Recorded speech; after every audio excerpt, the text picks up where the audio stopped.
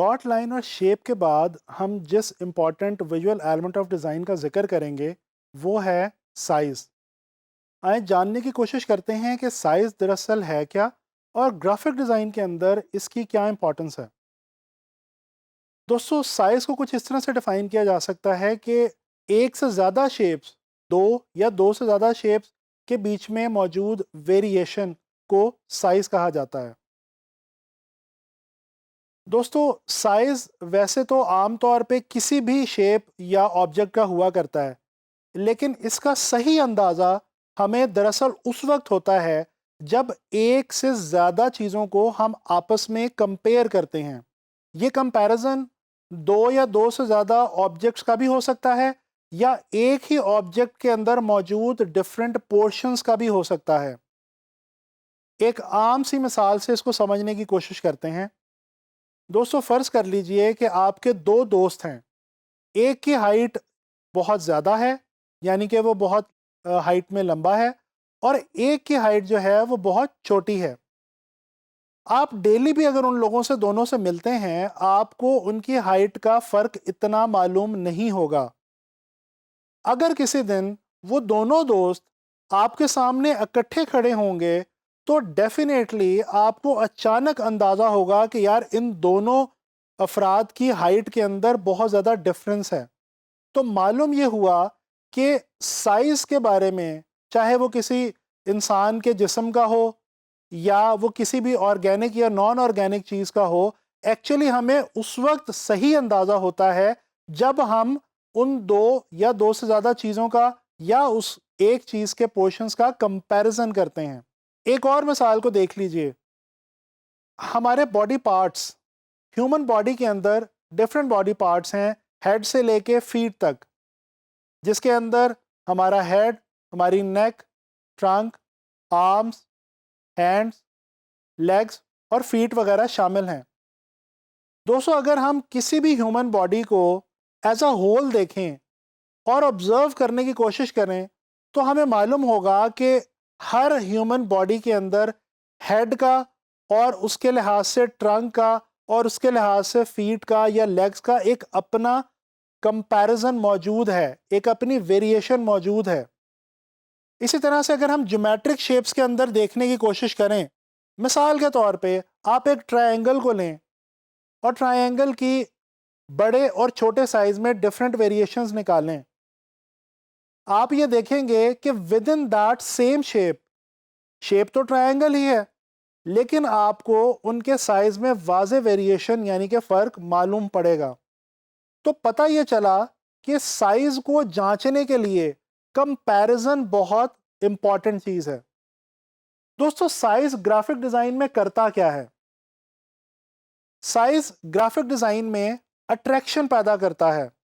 इसके अलावा चीज़ों को ऑर्गेनाइज करने का काम करता है, और इसके अलावा बाज़ औक़ात किसी भी चीज़ के फंक्शन को जस्टिफाई करता है। कुछ डेली लाइफ एग्जांपल से देखने की कोशिश करते हैं कि साइज ये तमाम काम किस तरह से करता है। दोस्तों, अट्रैक्शन की बात अगर की जाए, तो हमें बीइंग ह्यूमन बीइंग बहुत ऊंची और लंबी इमारतें बहुत अट्रैक्ट करती हैं। इसी तरह से बाज़-औक़ात राह चलते हुए आपको कोई छोटा सा जानवर या कोई छोटा सा फूल या कोई छोटी सी पड़ी हुई चीज़ ज़मीन पे बहुत अट्रैक्ट या अपील करती है। यानी कि चीज़ें जब साइज़ में बहुत बड़ी या बहुत छोटी हों, तो वो आपको अट्रैक्ट करती हैं। इसी तरह से अगर हम किसी भी ग्रुप ऑफ पीपल का ग्रुप फ़ोटो खींचने की कोशिश करें, तो सबसे पहला काम हम क्या करते हैं? फोटोग्राफर सबसे पहले ये रिक्वेस्ट करता है कि कम हाइट वाले लोग आगे की तरफ आ जाएं और ज़्यादा हाइट वाले लोग पीछे की तरफ चले जाएं। बेसिकली उस वक्त फोटोग्राफर कर क्या रहा है? वो साइज और हाइट के मुताबिक ऑर्गेनाइज करने की कोशिश कर रहे हैं उन लोगों को। इसके अलावा एक और एग्जांपल देखिए। फ़र्ज़ कर लीजिए कि आपको अपनी फैमिली के लिए एक कार परचेज़ करनी है।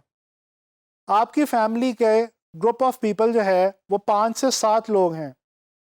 डेफिनेटली आप जब मार्केट में जाके अपनी फैमिली के लिए गाड़ी देखना शुरू करेंगे, तो आपकी कोशिश ये होगी कि आप वो गाड़ी खरीदें जिसका साइज इतना हो कि आप अपनी 5 से 7 लोगों की फैमिली को उसमें इजीली अकोमोडेट कर सकें।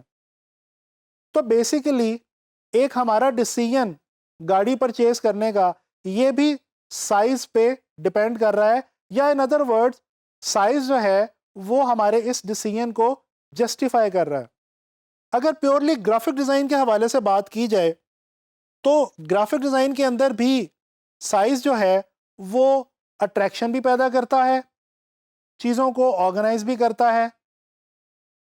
चीज़ों को ऑर्गेनाइज करने के हवाले से एक बहुत ही बेहतरीन मिसाल देखिए। गौर से कभी न्यूज़पेपर और मैगज़ीन को पढ़ने की कोशिश करें। आप देखेंगे कि जो सबसे इम्पॉर्टेंट लाइन होती है यानी कि हेडलाइन, उसका साइज सबसे बड़ा होता है। उसके बाद सेकंड नंबर पे इम्पॉर्टेंट जो टेक्स्ट होता है उसका साइज उससे कदरे कम होता है, और उसके बाद जो डिटेल टेक्स्ट होता है यानी कि बॉडी टेक्स्ट, उसका साइज इन दोनों से कम हुआ करता है।